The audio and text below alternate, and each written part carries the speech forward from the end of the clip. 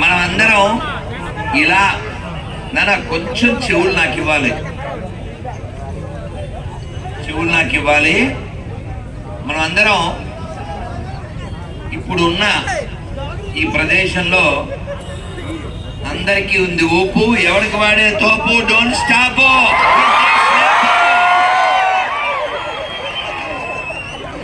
మనందరం చాలా అందంగా ఆనందంగా ర్యాలీ చేద్దాం. ఇంగ్లీష్లో హోలీ అంటే పవిత్రమైన, కానీ దరిద్రులు వాడడం వలన దాని అర్థం మారిపోయింది. మీకు తెలుసు కదా. మనం చేయబోయేది ర్యాలీ, ఈ కార్యక్రమం హోలీ, గొర్రెలు చేసేది మౌలి, వాళ్ళు చేయాలి. కానీ అర్థమవుతుంది కదా. మనం వీరులకి వారసులం, ధీరులకి వారసులం, యోగులకు వారసులం, త్యాగులకు వారసులం. ఇటువంటి నేలలో మనం పుట్టడం మన భాగ్యం. ఇలా చూస్తే హనుమంతుడు, అలా చూస్తే పాండురంగ స్వామి, ఈ దారి పొడుగుతా దేవాలయాలు వచ్చినాయి. కానీ అప్పుడప్పుడు దారిలో కొన్ని దరిద్రాలు కూడా కనపడతాయి. మన దేశం శివం, పరమశివం, సత్యం శివం. మనకెందుకండి పడుగు పెట్టిన సేవ, నిలబెట్టిన సేవ? శివం మాకు కావాలి, శవం మాకు వద్దు. ఈ శవం బ్యాచ్కి వెళ్ళే వాళ్ళు కూడా మన వల్ల పుట్టిన వాళ్ళే. ఆ విషయం వాళ్ళు మర్చిపోయారు. వాళ్ళు గుర్తు చేయాలి. ఈ నేల ఆధ్యాత్మికతకు నెలవైనటువంటి నేల. ఇది మామూలు నేల కాదు. కేవలం మొత్తం భారతదేశం అంతా చూడటం ఒక ఎత్తు, కేవలం ఆంధ్రప్రదేశ్, అందులో గోదావరి జిల్లాలో ఇప్పుడుండేటువంటి ఈ గోదావరి జిల్లాలే చూడండి.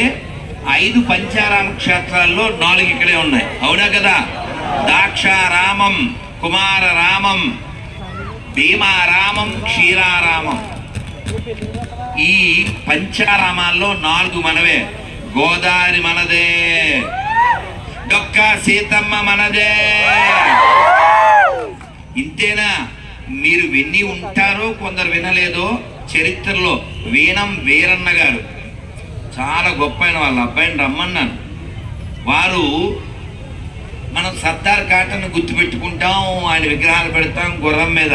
ఆయన మన జాతివాడు కాకపోయినా ఈ గోదావరికి ఆనకట్ట కట్టాడని గౌరవిస్తాం.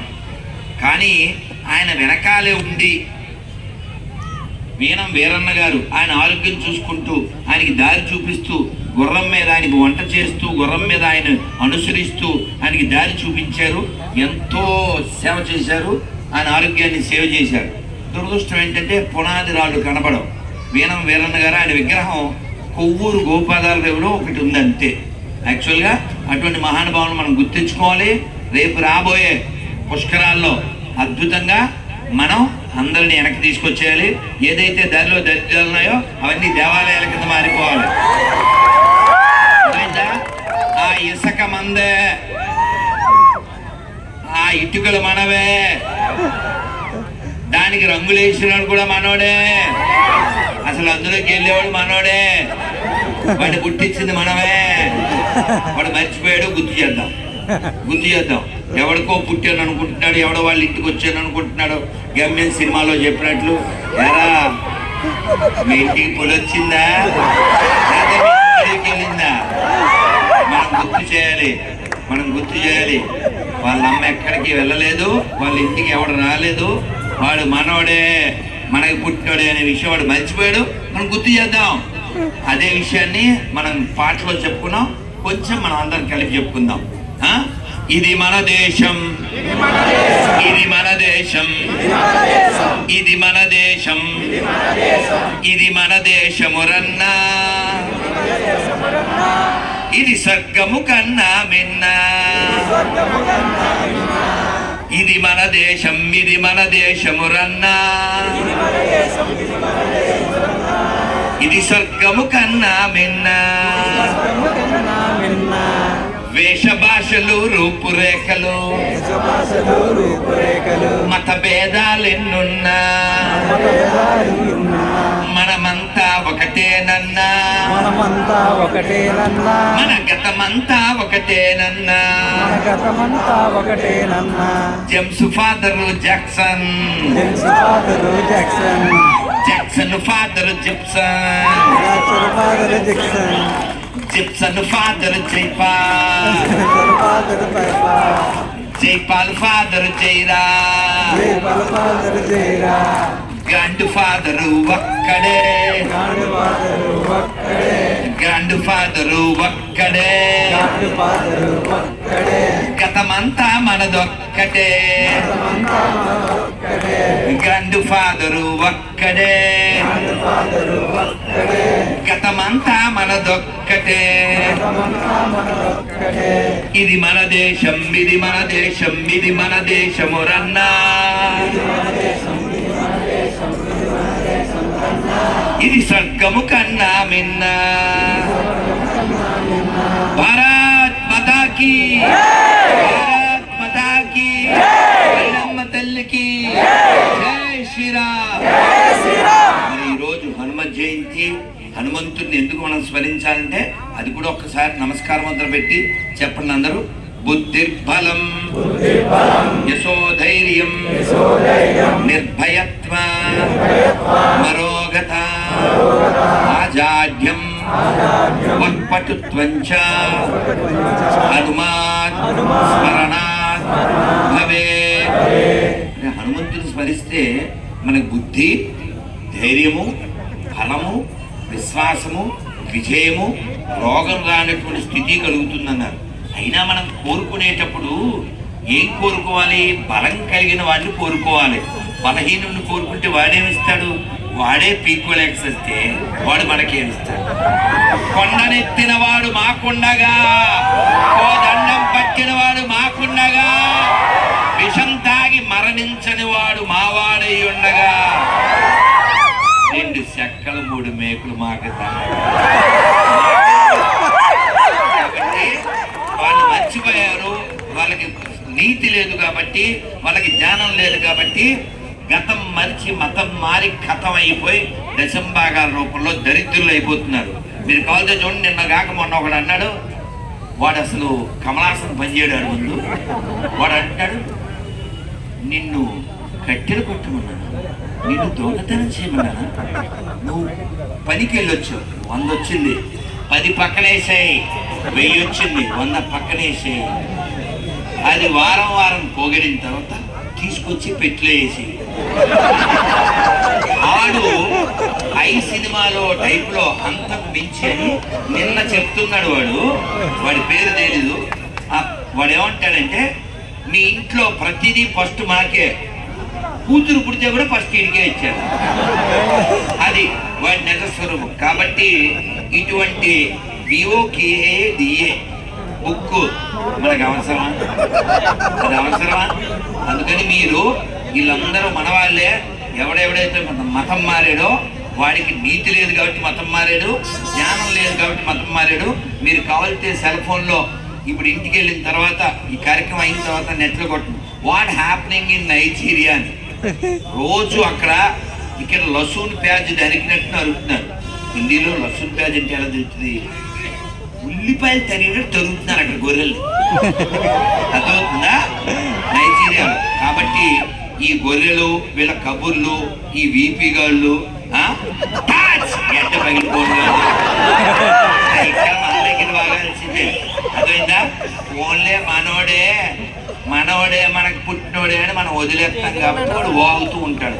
లేకపోతే నువ్వు మాకు పుట్టి మా పేర్లతో బతుకుతూ మా ధర్మాన్ని కామెంట్ చేస్తారా? ఖబర్దార్, పుట్టుకకి మూలం మేము. ఇంటి పేరు లేకపోతే బతుకులేదు, సర్టిఫికెట్లో హిందూ లేకపోతే మెతుకులేదు. నీదొక బతుకురా గొర్రెనా? చెప్పాలి. మనం చెప్పకపోతే వాడికి అర్థం కాదు. వాడు మనకు పుట్టలేదు అనుకుంటాడేమో. వాళ్ళమ్మ మంచిది, వాళ్ళు గుర్తు చేయండి, వాళ్ళమ్మ క్యారెక్టర్ మంచిది. వీడు అనుకుంటున్నాడు వాళ్ళమ్మ చెడ్డదని. కాదు, మీ అమ్మ కూడా చాలా మంచిదే, నిన్ను సరిగానే కన్నది. నీకు ఈ పనికి మాలిన బుక్, నీ బుక్ వల్ల, పనికి మాలిన బుక్ వల్ల నువ్వు దిక్కుమాలినోడు అయిపోయావు విషయాన్ని వాడు గుర్తు చేయండి. మనం పనిలో పెట్టుకునేటప్పుడు లేదా ఎవరికైనా ఎక్కడైనా ఏదైనా కొనేటప్పుడు ఈ ఒక్క విషయం గుర్తుపెట్టుకోండి, మర్చిపోకండి. మనం ఒక్క ప్రతిజ్ఞ చేసి వెళ్దాము. మనం కొనేటప్పుడు తినేటప్పుడు హిందీలో దేకాలి. దేకడం అంటే చూడడం. హిందీలో దేకలేదనుకో తెలుగులో దేకాల్సి వస్తుంది. అదవుతుందా? ఆడెవడో చెప్పాడు, అది నీది కాకపోతే ఢిల్లీ దాకా దేకుడు. మనం ఇప్పటిదాకా హిందీలో దేకపోవడం వలన తెలుగులో చాలా దేకేశాం. దానివల్లనే ఈ ఎదవలు పడుతున్నాం. లేకపోతే ఆడు మనకే పుట్టి ఎరిపప్పగాడు. తూర్పుగోదావరి జిల్లా ఎవరిదే, ఖమ్మం జిల్లా ఎవరిదే, బాపట్ల ఎవరిదే? నేను చెప్తున్నా, నువ్వెవడికి పుట్టావు? బతికేది ఎవరి పేరు మీద? మా పేరుతోనే. అరే మేము దానం చేస్తే మీకు శరీరాలు వచ్చినాయి. ఏం దానం మీకు తెలుసు? కాబట్టి ఈ ఎరిపప్ప గాళ్ళందరికీ, వీపీ గాళ్ళందరికీ చెప్పండి, వాడి గతం మారద్దు, వాడి గతం మారదు. మతం మారినంత మాత్రాన. ఒక నక్క అడవికి వెళ్ళింది, అడవిలో ఉండేది. అడవిలోంచి వాళ్ళతో గొడవ పడి బయటకు వచ్చింది. నన్ను ఒక్క ముక్క అబౌట్ నక్క పూర్తి చేశాక మనం వెళ్ళాం పక్క తీద్దాం తొక్క. ఈ నక్క అడవిలోంచి బయటకు వచ్చిన తర్వాత తిరిగి తిరిగి ఓ ఊళ్ళోకి వచ్చింది. ఓ పెద్ద తొట్లు పడిపోయింది. అది సాకలాయిన తొట్టి. అందులో బ్లూ ఉంది, బ్లూ కలర్, తెల్ల బట్టలు వేస్తారు కదా, బ్లూ. అందులో పడిపోయింది. మొత్తానికి కష్టపడి లేచింది. తెల్లారేసరికి బయటకు వచ్చింది. నడిచి నడిచి నడిచి ఓ చెరువు దగ్గరికి వెళ్ళింది. చెరువు దగ్గరికి వెళ్ళిన తర్వాత నీళ్లు కదలకుండా ఉన్నాయి. అది చూసుకుంది. రంగు ఏ కలర్ వచ్చింది? బులుగు. అది తొట్టిలో ములుగు, దానికి వచ్చింది బులుగు, దీని మొహంలో ఇప్పుడు వెలుగు. ఇది వెంటనే ఐడియా వేసింది. వెంటనే అది అడవికి వెళ్ళింది. వెళ్ళి మిగిలినవన్నీ కూడా భయపడుతున్నాయి, ఏదో కొత్త జంతువు వచ్చిందని. ఇది చెప్పింది, నేను ఎవరో తెలుసా? నన్ను దేవుడు పంపించాడు, నేనే ఈ పేటకి మేస్త్రి అని చెప్పింది.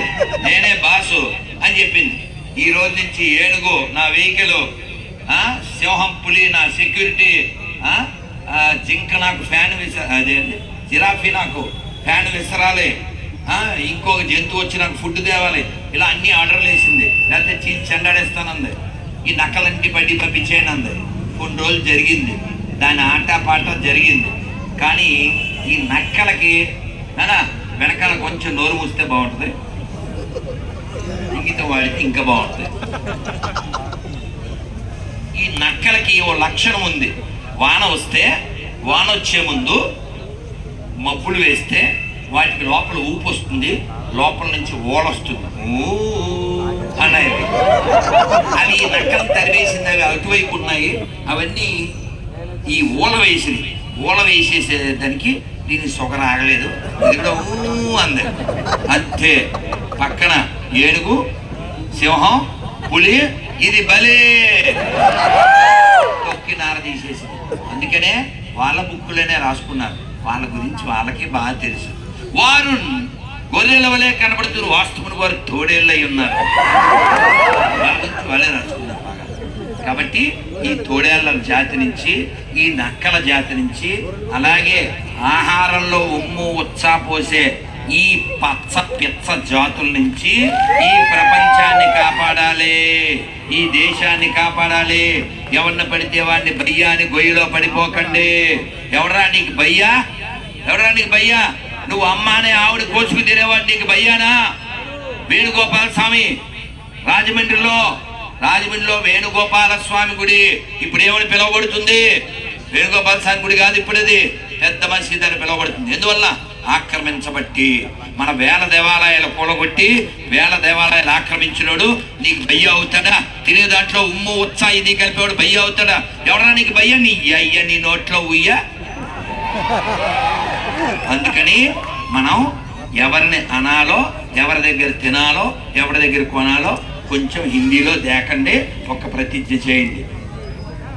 అందరూ ఈ భారతదేశంలో, ఈ హిందూ రాష్ట్రంలో, ఈ ఆర్యావర్త ఛాయావర్తనంలో ఈ ధర్మ భూమిలో ఈ కర్మ భూమిలో ఈ పుణ్య భూమిలో ఈ వేద భూమిలో ఈ ఋషి భూమిలో ఈ తపో భూమిలో హిందూగా జన్మించిన నేను హిందూగా జీవిస్తున్న నేను హిందువుల దగ్గరే కొంటాను హిందువుల దగ్గరే తింటాను హిందువులాగే ఉంటాను. జై శ్రీరామ్ జై శ్రీరామ్ జై శ్రీరామ్.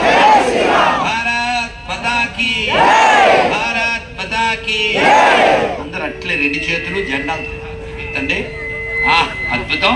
అందరూ చక్కగా హరే కృష్ణ హరే కృష్ణ కృష్ణ కృష్ణ హరే హరే హరే రామ హరే రామ రామ రామ హరే హరే. భజంగ బలవీర హనుమానికి భజంగ బలవీర హనుమానికి జై శ్రీరామ్. ఇంకొక హనుమంతుడి మంత్రం చెప్పుకుని మనం బయలుదేరదాం. మనం అందరం కూడా మనసుతో బలంగా ఉండాలి, శారీరకంగా బలంగా ఉండాలి. ఏదో అల్లరి చేయడానికి కాదు, మన ధర్మం యొక్క గౌరవాన్ని